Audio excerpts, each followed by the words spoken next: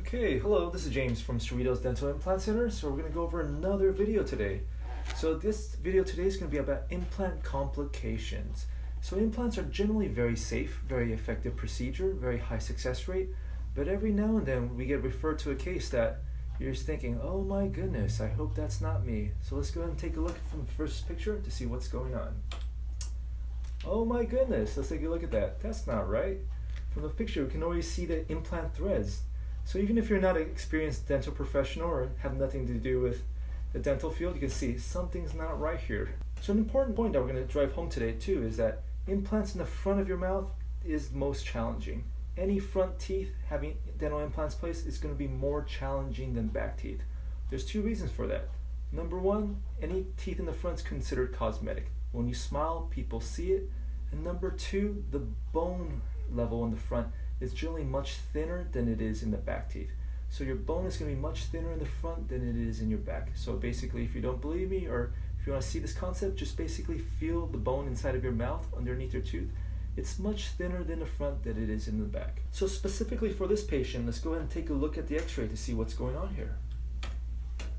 Here's a 3D x-ray that we see. We can kind of see the implants, but can't really tell from here what's going on or why the implant is failing. Let's go ahead and take a look at the next x-ray to see what's going on. Aha! This makes a lot more sense now. So if you see this, it's a CT scan, and basically every slice of it we can see a different portion of the implant. But the main thing is that the implant body itself is not encased or not covered in bone. So the implant body, that's going to be the very white portion that you see from this x-ray. And you're going to see basically on the top of it, on the front, there's no bone covering that. So there's no bone anywhere on the front of the patient's mouth covering the implant. So cases like this, when you have that much bone loss, it's natural for the gums to recede because gums follow bone, essentially. So in cases like this, what can you do? Well, all you can really do is extract the implant because the implant has already failed.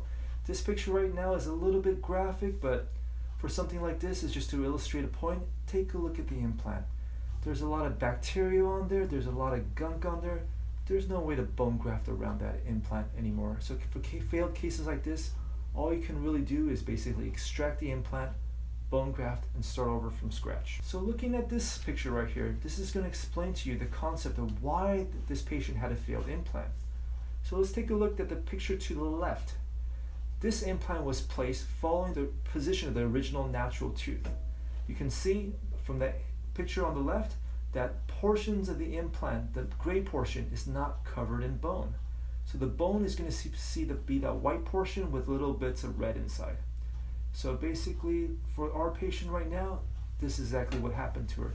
When they place the implant, they place it at a very bad angle. Because of the angle that the implant was placed, no bone grew or regenerated in that area. Take a look at the picture on the right side. That is the correct implant placement for a case like this. So if the person knew what they were doing, they would have placed the implant at a more angle. At a better angle, there would be bone in the front, and that implant would have stabilized, and you would not have the gum loss that you saw from the first picture, and the implant would not, the threads would not be showing. Okay, let's take a look at the next slide. So for this slide, same thing, implant angulation. So this is the natural tooth.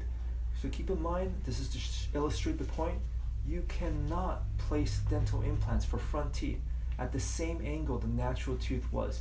You have to place it more at an angle. If you take a look at this x-ray, this is from a different patient, but implants were placed at an angle. You have all that bone in the front. So all that white stuff on top of the implant, that's all bone. So for something like this, the implant is going to be very firm, very solid, and you're not going to have the bone loss that you experienced from the first patient that we saw. So moving back to our current patient, after you extract the implant, this is what it looks like. You just have to start over from scratch. So for this patient, we just have to redo the bone graft, wait for everything to heal.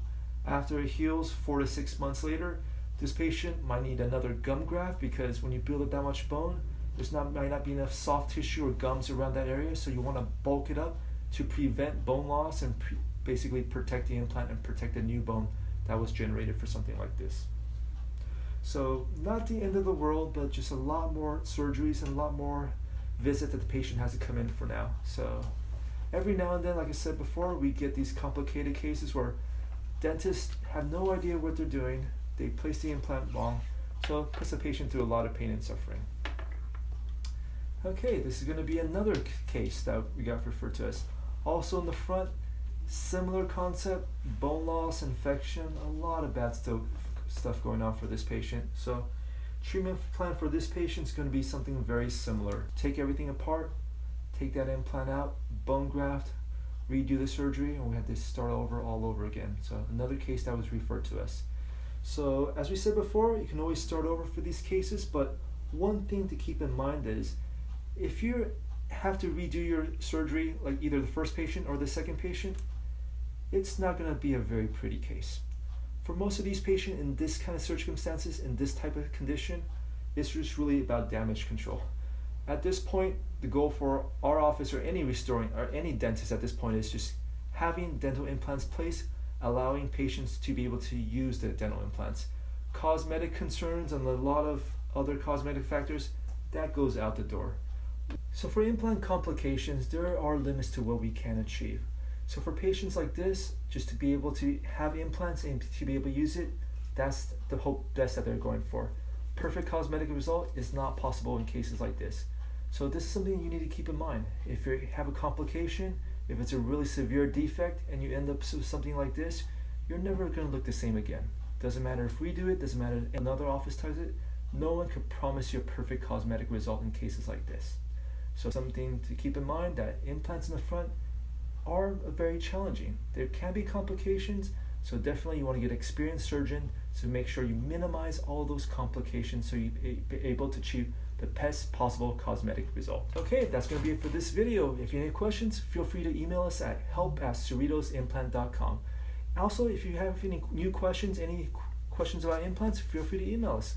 We'll go ahead and answer your question. If you get a lot of questions on a certain topic, we'll go ahead and make a video out of that. Okay, until next time, this is James at Cerritos Dental Implant Center. Take care.